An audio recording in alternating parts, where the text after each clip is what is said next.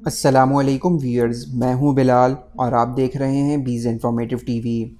دوستوں، کیا آپ نے کبھی یہ سوچا ہے کہ لفٹ میں آئینہ کیوں لگایا جاتا ہے؟ اگر نہیں تو چلیں میں آپ کو بتاتا ہوں۔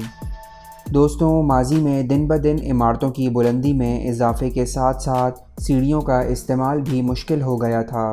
بیمار افراد تو خاص طور پر چند منزلوں سے اوپر نہیں جا سکتے تھے۔ ایسے میں لفٹ کی ضرورت بڑھ گئی۔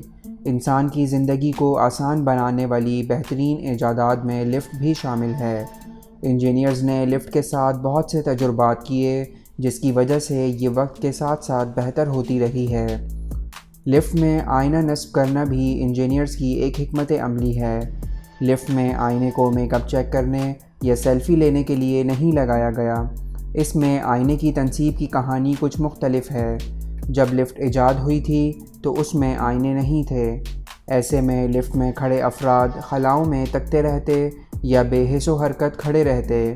جب لفٹ میں کھڑے ان افراد کو بظاہر کرنے کو کچھ کام نہیں ہوتا تو ان کے ذہن میں لفٹ کے گرنے کے خیالات آتے رہتے اور وہ خوف زدہ ہو جاتے۔ لوگوں کے خوف پر قابو پانے کے لیے انجینئرز نے لفٹ میں آئینہ لگا دیا۔ اس آئینے نے لوگوں کی توجہ لفٹ کے گرنے کے خوف سے ہٹا کر آئینے میں خود کو دیکھنے پر مرکوز کر دی۔ اس کے علاوہ لفٹ میں سوار افراد ایک چھوٹے سے باکس نما کمرے میں کھڑے ہونے پر خود کو محصور تصور کرتے۔ آئینے لوگوں کا یہ محصوری خوف بھی دور کرتے ہیں۔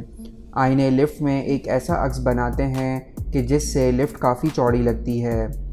تو اگلی بار جب آپ لفٹ میں آئینے میں اپنا میک اپ درست کریں، اپنے بال سنواریں یا سیلفی لیں تو یاد رکھیے گا کہ یہ آئینے اس کام کے لیے نہیں ہیں، بلکہ آپ ان آئینوں سے یہ اضافی فوائد حاصل کر رہے ہیں۔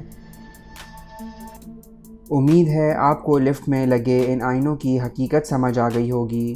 ویڈیو اچھی لگی ہو تو ویڈیو کو لائک کر کے چینل کو سبسکرائب ضرور کر دیجیے گا۔ اگلی ویڈیو تک کے لیے اجازت دیجیے۔ اللہ حافظ۔